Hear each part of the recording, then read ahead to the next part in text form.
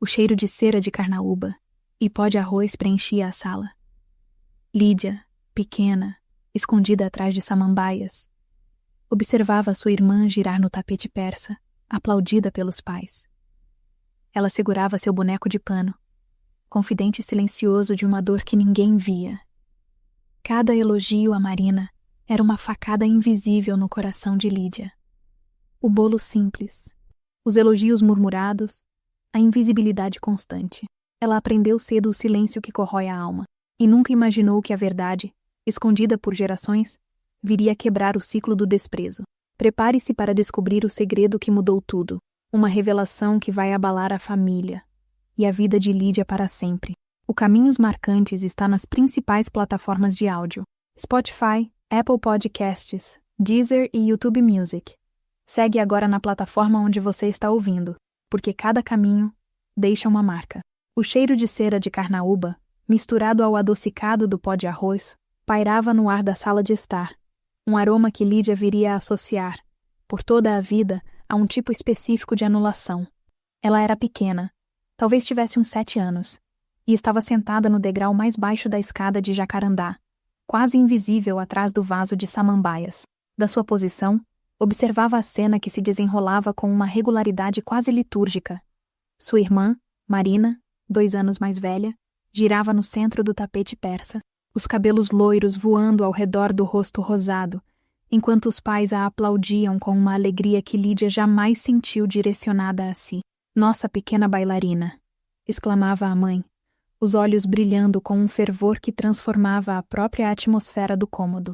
O pai, com um sorriso largo, levantava Marina no ar, e o riso cristalino da menina preenchia cada canto, sem deixar espaço para mais nada, ou para mais ninguém.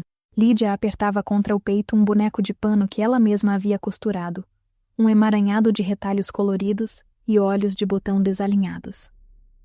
O boneco era seu confidente silencioso, o único que parecia notar sua presença, sua pequena sombra no canto da sala. Ela recordava a festa de aniversário de Marina, semanas antes, um bolo de 3 andares com glacê rosa, um castelo inflável no quintal e uma fila interminável de amiguinhos. No dia do aniversário de Lídia, pouco depois, houve um bolo simples, comprado na padaria da esquina, e apenas os avós e uma tia compareceram, sentados à mesa, conversando sobre amenidades. Lídia tentou mostrar um desenho que havia feito, um campo florido com um sol sorridente, mas a mãe estava ocupada com a louça, e o pai, absorto no jornal, apenas murmurou um "muito bonito, querida", sem sequer erguer os olhos.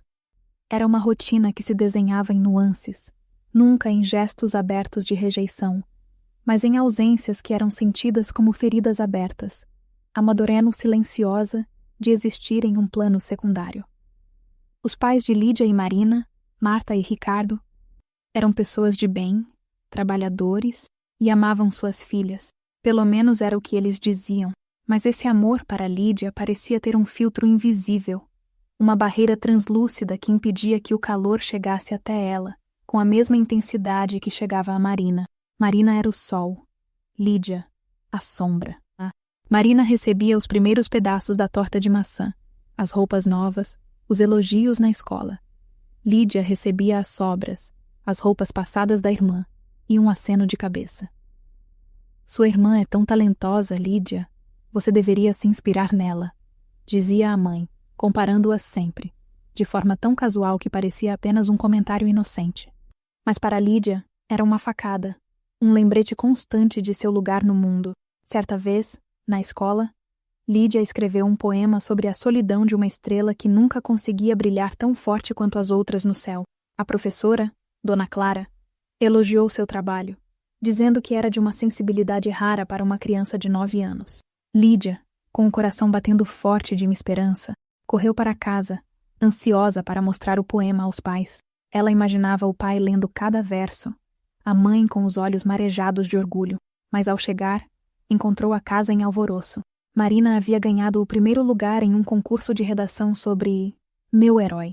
A casa estava cheia de vizinhos e parentes, celebrando a mais nova conquista da filha prodígio. Lídia tentou encontrar um momento para mostrar seu poema, o papel amassado na mão suada, mas nunca houve um espaço, um minuto de atenção. O poema permaneceu dobrado, depois esquecido, então guardado no fundo de uma gaveta. Seu conteúdo nunca revelado, seu brilho nunca visto. Era como se sua própria existência estivesse destinada a ser uma anotação de rodapé na história da irmã. O silêncio. Era uma linguagem que Lídia aprendeu cedo. Não o silêncio da paz, mas o silêncio da ausência, da resposta não dada, do olhar que a atravessava. Ela passava horas em seu quarto, desenhando mundos imaginários, preenchendo cadernos com histórias secretas que eram apenas suas. Em um desses desenhos, ela se retratou como uma guerreira, com uma espada flamejante, defendendo um castelo contra dragões. Era uma fantasia de poder, de visibilidade, de ser a protagonista da própria narrativa. Mas na vida real, ela se sentia a ajudante de palco, a figurante, a que segurava o pano de fundo enquanto a estrela brilhava. O sentimento de desprezo, embora nunca explicitado em palavras duras, era uma névoa fria que a envolvia, penetrando sua alma e moldando sua percepção de si mesma. A avó materna, Dona Esther, era uma figura imponente, com cabelos brancos sempre impecáveis e um olhar severo que parecia perscrutar a alma. Ela não demonstrava favoritismo aberto, mas Lídia sempre sentiu que a avó também a via de forma diferente. Enquanto Marina recebia da avó lições de bordado e histórias de família sobre heroínas destemidas, Lídia era encarregada de tarefas domésticas mais prosaicas, como ajudar a descascar batatas ou arrumar a despensa. A avó nunca falava de suas próprias realizações ou talentos, apenas sobre a importância do trabalho e da disciplina. Lídia, em sua inocência, acreditava que talvez a avó a considerasse mais útil, mas no fundo, sentia que estava sendo testada, avaliada por um critério que nunca compreendia. Havia um ar de segredo na avó, uma reserva que Lídia não sabia decifrar, um mistério escondido por trás de seus olhos claros e penetrantes. Um dia, Lídia encontrou um diário antigo da mãe no sótão, escondido sob pilhas de roupas e caixas empoeiradas. Folheou-o com cuidado, sentindo o cheiro de papel velho e mofo. As páginas falavam sobre os sonhos da mãe de ser uma artista, seus primeiros amores, as dificuldades de sua própria infância. Lídia leu sobre a pressão que sua mãe sentia para ser perfeita, para agradar seus próprios pais. Havia passagens sobre um conflito profundo com sua irmã, a tia de Lídia, uma rivalidade tão antiga que parecia ter se enraizado na história da família, como uma erva daninha que ninguém conseguia arrancar. A mãe escrevia sobre como o favoritismo de seus pais pela tia havia a machucado, moldando suas próprias escolhas e inseguranças. Lídia sentiu um lampejo de compreensão, um vislumbre de que talvez a história da sua família fosse mais complexa do que ela imaginava, que as escolhas dos pais não eram tão arbitrárias quanto pareciam, mas ecoavam mágoas de gerações passadas. O diário, no entanto, terminava abruptamente, deixando muitas perguntas no ar. Lídia guardou o diário de volta no mesmo lugar, a curiosidade despertada, mas a explicação completa ainda ausente, como um pedaço faltando em um quebra-cabeça. A adolescência de Lídia aprofundou as fissuras em sua alma, enquanto Marina florescia, tornando-se popular na escola, cercada de amigos e convites para festas. Lídia se refugiava nos livros, nas suas próprias fantasias e na solidão de seu quarto. As conversas à mesa de jantar raramente incluíam Lídia. Os pais perguntavam a Marina sobre seus namorados, seus planos para a faculdade, seus sonhos de viajar pelo mundo. Para Lídia, os questionamentos eram mais superficiais. E você, Lídia? Como foi a aula de matemática? Ou, já pensou no que vai fazer no fim de semana? Nenhuma pergunta profunda, nenhuma tentativa de mergulhar em seu universo interior. Ela havia se acostumado a essa invisibilidade. Uma tarde, Lídia estava no quintal, sentada debaixo da velha mangueira, rabiscando em um caderno. Ela desenhava com uma paixão feroz, criando figuras que transbordavam emoção, paisagens oníricas, retratos que capturavam a essência da alma. Sua maior ambição era ingressar na Faculdade de Belas Artes, um sonho que guardava em segredo, pois sabia que seria recebido com um sorriso condescendente e um "Mas Lídia, você é tão boa em línguas, por que não fazer algo mais prático?" Marina, por outro lado, já havia declarado seu desejo de seguir a carreira jurídica, e os pais não poupavam elogios à sua inteligência e determinação, apoiando cada passo seu com um entusiasmo inabalável. Naquele dia, enquanto desenhava, a avó Esther surgiu na porta da cozinha, carregando uma tigela de frutas. Seus olhos perscrutaram Lídia por um instante. Um olhar que Lídia não soube decifrar. Não era de carinho, nem de crítica aberta, mas de uma estranha mistura de observação e reserva. A avó sentou-se na cadeira de balanço na varanda, e Lídia sentiu a tensão no ar. Uma presença quase tangível. "O que você está desenhando, Lídia?" perguntou a avó, a voz mais suave do que o habitual, mas ainda carregada de um tom que impedia qualquer intimidade. Lídia hesitou, mostrando um retrato que havia feito da mangueira, com seus galhos retorcidos e frutos pendendo. A avó olhou para o desenho por um longo momento, sem dizer nada. Lídia esperou, o coração apertado, por algum tipo de aprovação, um reconhecimento. Mas a avó apenas murmurou: "Você tem um bom olho para os detalhes, mas o realismo nunca alimentou ninguém." Em seguida, voltou-se para a tigela de frutas, descascando uma manga com precisão cirúrgica. Aquele comentário, aparentemente inócuo, foi mais um tijolo na muralha de incompreensão que se erguia entre Lídia e sua família. Os anos de faculdade foram um período de libertação para Lídia. Longe do olhar constante de sua família, ela pôde finalmente explorar sua identidade.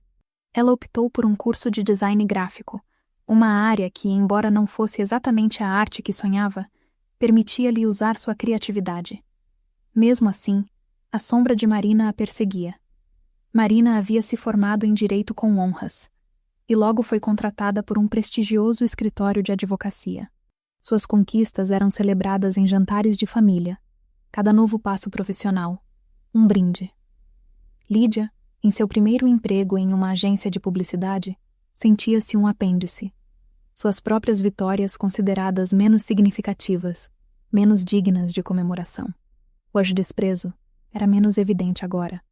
Era mais subentendido em omissões e na falta de genuíno interesse. Um dia, enquanto arrumava o quarto de sua infância para uma visita dos pais, Lídia encontrou uma caixa antiga debaixo da cama de Marina. Era uma caixa de madeira entalhada, que Lídia nunca havia visto antes. A curiosidade a impulsionou a abri-la. Dentro, havia fitas de cabelo, cartas de amigos, fotos antigas e, no fundo, cuidadosamente dobrados, alguns de seus próprios desenhos e poemas. Eram os que ela havia guardado, os que havia tentado mostrar aos pais e à professora, aqueles que pensava estarem esquecidos. Havia o poema da estrela solitária, o desenho da guerreira, e vários outros. O mais estranho era que estavam em perfeito estado, como se nunca tivessem sido tocados. Como haviam parado ali, na caixa de Marina, uma sensação estranha a percorreu, um calafrio na espinha. Era uma anomalia, um detalhe fora do lugar que não se encaixava na narrativa que ela construíra sobre sua vida. Por que seus tesouros mais íntimos estariam guardados na caixa da irmã? E por que estavam tão bem preservados, quando ela mesma os havia considerado perdidos ou ignorados? Lídia tentou se convencer de que era apenas uma coincidência, que Marina talvez tivesse guardado suas coisas por algum motivo aleatório. Mas a mente de Lídia não conseguia se livrar da sensação de que havia algo mais profundo ali. Ela se lembrou da avó, Dona Esther, e de seu olhar peculiar. A avó sempre foi metódica, organizando tudo com uma precisão quase obsessiva. Seria possível que ela tivesse alguma ligação com aquilo? A ideia parecia descabida. Por que a avó faria algo assim? O conflito interno de Lídia se acentuou. Ela queria ignorar a descoberta, mas uma pontada de desconfiança a impelia a buscar respostas.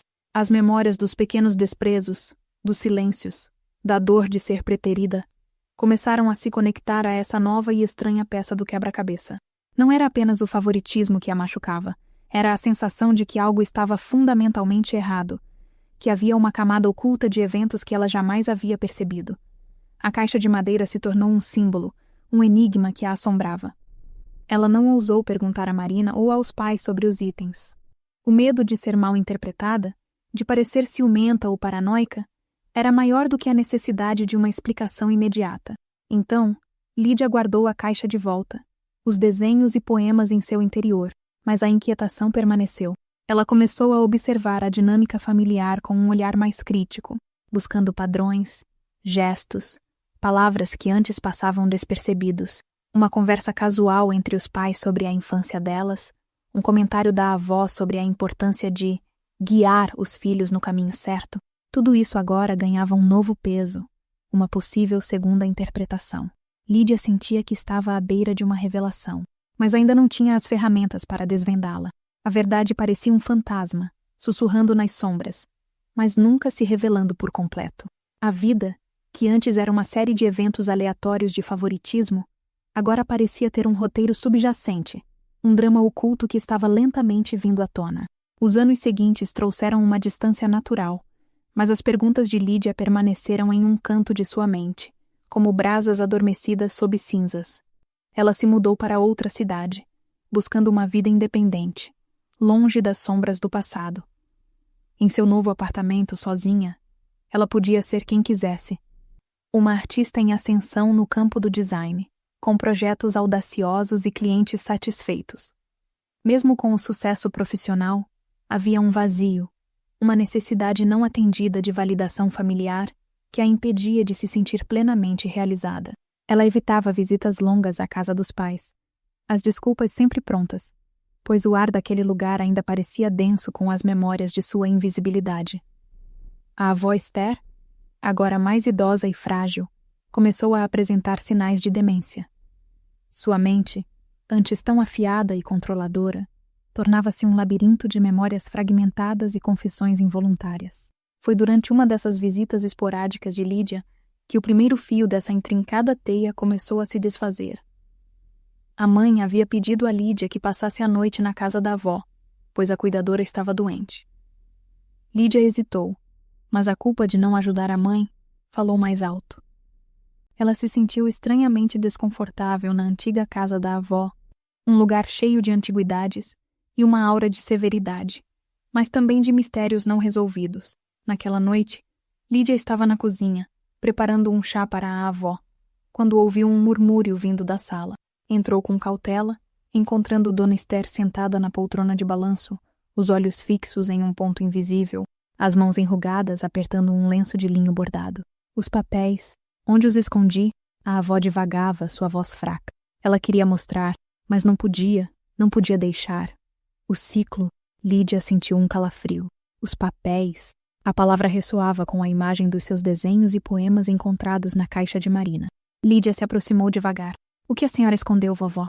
Perguntou, a voz quase um sussurro. A avó piscou. A névoa em seus olhos se dissipando por um breve momento. Ela olhou para Lídia com uma lucidez assustadora. Sua mãe, sempre a mais frágil. O talento teria sido demais. O favoritismo tem um preço. E então, a névoa voltou. E a avó começou a cantarolar uma canção de ninar antiga, esquecendo a conversa. Lídia passou o resto da noite em claro, a mente girando. As palavras da avó, desconexas para qualquer outro, eram para ela um conflito, vibrante, uma pista, o ciclo, o diário da mãe, as velhas rivalidades familiares, o favoritismo. Tudo começou a se conectar. A avó havia dito, onde os escondi. Isso confirmava suas suspeitas sobre os desenhos. Mas por quê? E qual era o ciclo que a avó mencionou?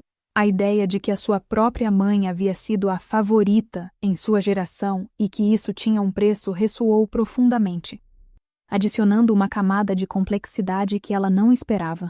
Ela começou a ver a sua mãe, não apenas como a figura que a preteriu, mas como alguém talvez aprisionada em um padrão, perpetuando o que havia sofrido.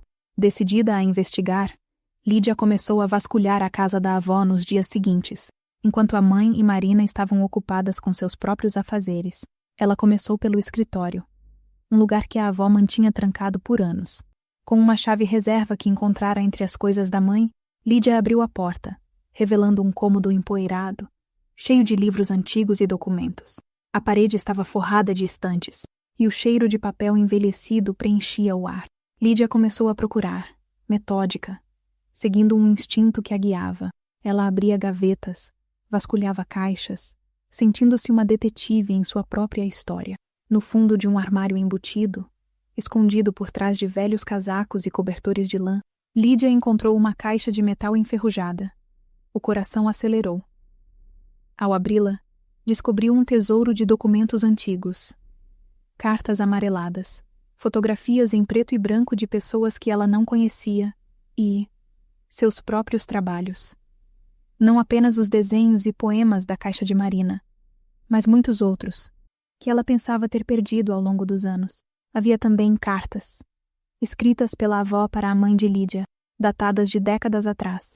Lídia começou a ler, as mãos tremendo.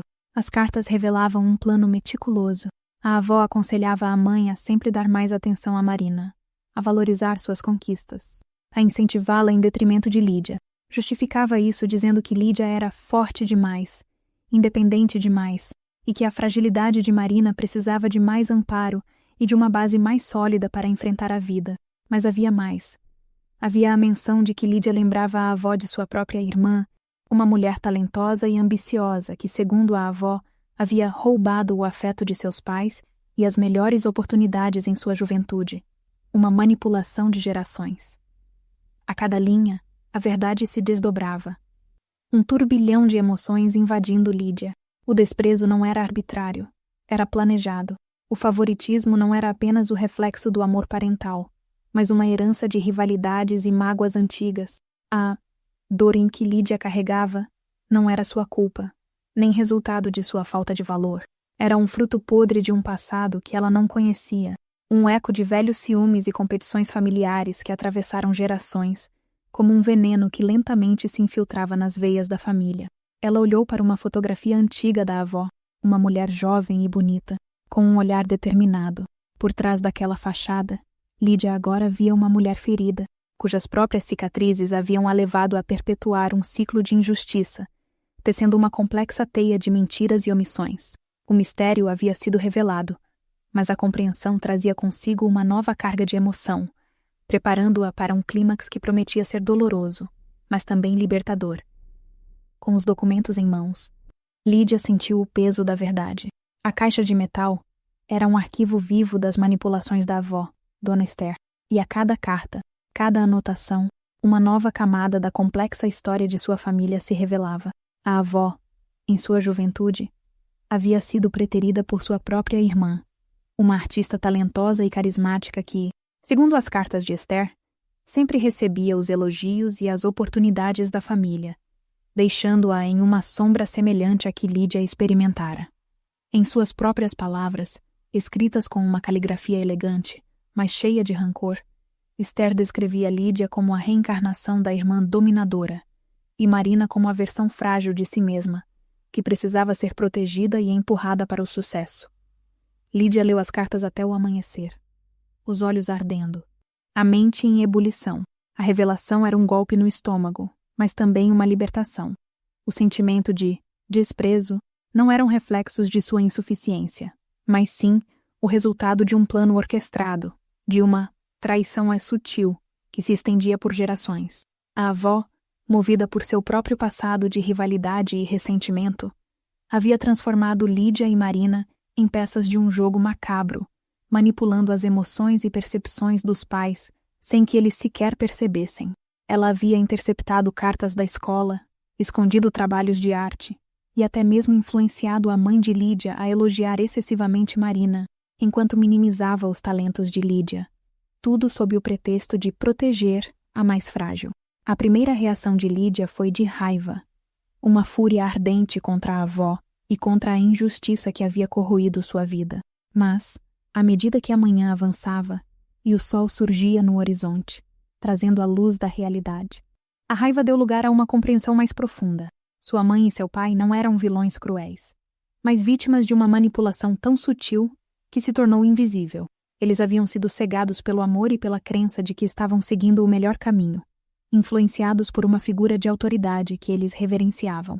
Essa percepção trouxe um ponto de virada emocional forte, uma espécie de justiça para a sua própria história, a verdade finalmente emergindo. Lídia desceu as escadas, os documentos ainda em suas mãos, e encontrou a avó acordada, sentada à mesa da cozinha, observando a chuva fina cair lá fora. O olhar da avó estava mais lúcido naquele momento, como se a proximidade da verdade a tivesse despertado. Lídia colocou a caixa de metal sobre a mesa.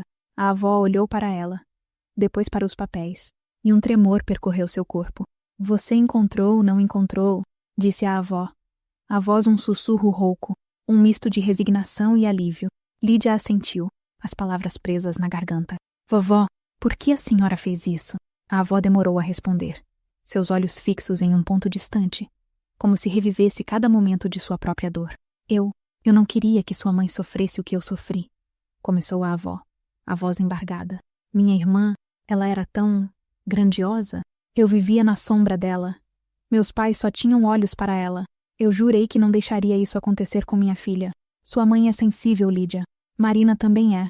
Você é forte, Lídia. Forte como minha irmã. E eu me arrependia de não ter sido mais forte. De não ter lutado pelo meu lugar. Eu quis proteger Marina. E em você, Lídia. Eu via o eco daquela que me ofuscou. Eu não queria que Marina vivesse o que eu vivi. As palavras da avó não eram uma justificativa, mas uma confissão, um lamento que vinha de um lugar de profunda mágoa e um ciclo de dor que ela, sem perceber, havia perpetuado. Lídia sentiu uma onda de emoções, tristeza pela avó, que carregava suas próprias feridas invisíveis, compaixão pela mãe, que foi manipulada sem saber, e uma espécie de revelação sobre si mesma. Ela não era menos amada, mas foi vista como uma ameaça, um espelho de um passado doloroso. A sua coragem de enfrentar essa verdade, de desenterrar os segredos, a estava transformando. Ela percebeu que a raiva não a levaria a lugar algum. O caminho para a cura passava pela compreensão, pela empatia e pela reescrita de sua própria narrativa. A avó, em meio às suas divagações, havia revelado um segredo que desfez a teia de mal-entendidos e permitiu que Lídia enxergasse o mundo, e a si mesma, com novos olhos. Era um momento de superação, não apenas da dor do passado, mas da ignorância que aprendia. Lídia pegou as mãos enrugadas da avó. Não houve um perdão verbal, mas um silêncio carregado de entendimento. A forma como as feridas de uma geração podem afetar as seguintes tornaram-se claras para Lídia. Ela não podia mudar o passado, mas podia mudar como o presente e o futuro seriam vividos.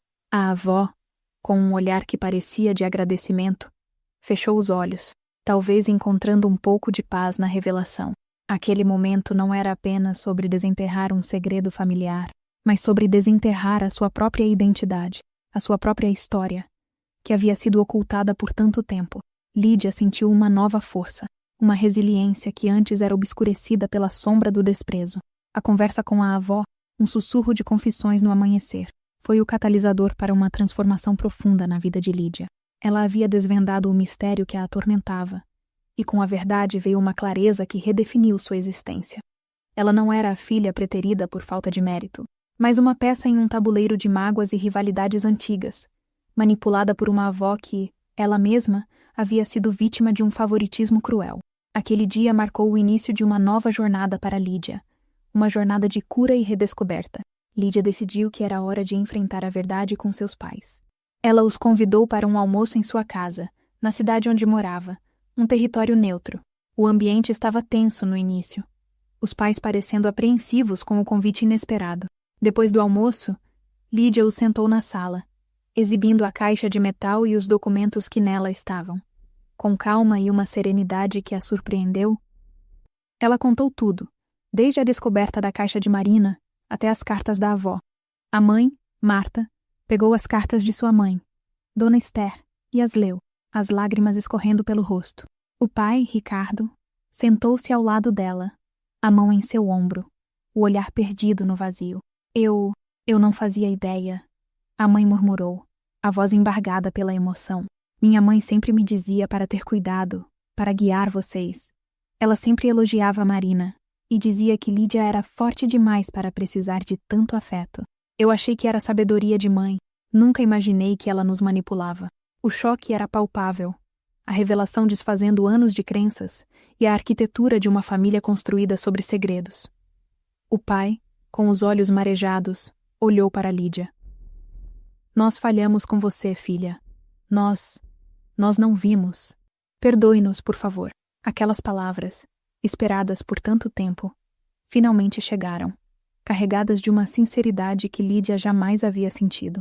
Era o reconhecimento que ela havia desejado por toda a sua vida. Não houve um abraço imediato de perdão, nem um choro catártico conjunto. as feridas profundas demais para serem curadas em um único instante. Mas houve um início.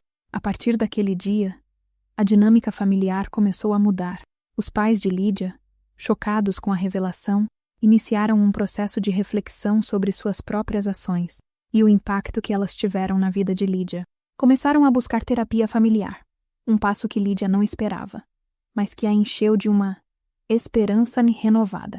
Eles pediram perdão a Lídia repetidamente, não apenas com palavras, mas com gestos. Ligavam para saber de seus projetos de arte, visitavam suas exposições e, acima de tudo, a ouviam, verdadeiramente. A relação com Marina também passou por uma transformação. Lídia sentiu que era importante compartilhar a verdade com sua irmã, não para culpá-la, mas para que Marina também pudesse entender a complexidade de sua infância. Marina, inicialmente chocada e incrédula, também se entristeceu ao perceber o quão manipulada havia sido a percepção de seus pais sobre ela e Lídia. Ela abraçou Lídia, pedindo desculpas por sua inconsciente participação no ciclo de favoritismo, e a partir daquele momento, a irmandade entre elas se solidificou em uma nova base de transparência e amor. Elas começaram a compartilhar suas vidas de uma forma que nunca haviam feito antes, construindo uma amizade genuína que não era mais eclipsada pelas sombras do passado. Lídia, por sua vez, sentiu um fardo ser retirado de seus ombros. Ela não era mais a menina invisível, a sombra. Ela era Lídia, uma mulher talentosa, resiliente e agora completa. Superação.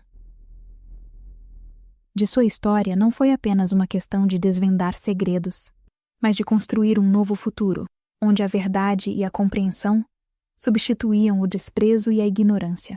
Ela continuou com sua paixão pela arte, tornando-se uma designer gráfica renomada, com exposições que celebravam a beleza da complexidade humana e a força da resiliência. Sua arte, que antes era uma fuga da realidade, agora se tornava uma forma de expressar a beleza da sua jornada. A avó Esther faleceu alguns meses depois. Em paz, Lídia a visitou até o fim, e em cada visita havia um fio invisível de compreensão entre elas. Lídia não a perdoou por seus atos, mas entendeu a mulher por trás da manipuladora. Uma mulher ferida que agiu de acordo com sua própria dor. Essa compreensão não apagou as cicatrizes, mas as transformou em um testemunho de resiliência. A lição de Lídia foi que a verdade, por mais dolorosa que seja, é o primeiro passo para a cura. Sua história, outrora marcada pela sombra e pelo silêncio, floresceu em um caminho de luz, de coragem, para encarar o passado e de esperança, para abraçar um futuro pleno, onde seu próprio brilho, finalmente, poderia ser visto e celebrado por todos, inclusive por ela mesma. O ciclo de dor foi quebrado, e Lídia, a estrela que antes se sentia solitária, finalmente encontrou seu lugar no firmamento, brilhando com uma luz própria, única e inconfundível. Lídia segurou a caixa de metal com firmeza, sentindo o peso de décadas de segredos e manipulações. Cada carta, cada desenho, cada poema guardado revelava que a dor que sentira não era resultado de falta de valor ou amor, mas de um ciclo de rivalidades antigas e favoritismos calculados. A avó, que em vida parecia severa e distante, agora se mostrava uma mulher marcada por mágoas próprias, e Lídia finalmente compreendia que o desprezo que atravessara sua infância era apenas a sombra de uma história muito maior. A raiva que a consumia desde menina deu lugar à percepção de que entender o passado era o primeiro passo para libertar-se dele. Com os pais sentados à sua frente, Lídia finalmente pôde verbalizar toda a sua jornada, mostrar os documentos e revelar a complexidade da verdade que carregava consigo. Marta e Ricardo, chocados e em lágrimas, reconheceram que falharam ao tentar agir com amor, guiados por instruções que jamais compreenderam plenamente. O silêncio pesado da sala, antes tão familiar, agora se transformava em um espaço de reflexão, arrependimento e, aos poucos, de reconexão. A dor não desapareceu instantaneamente, mas a sinceridade trouxe um alívio inédito, permitindo que gestos e palavras substituíssem omissões e comparações. E então, a relação com Marina se transformou, não mais sombras e eclipses, mas um vínculo reconstruído com transparência e afeto, onde o respeito mútuo começava a superar anos de competição invisível. Lídia, agora livre para ser plenamente vista, sentiu a força de sua própria história. A coragem de enfrentar a verdade e a esperança de que podia finalmente brilhar sem medo.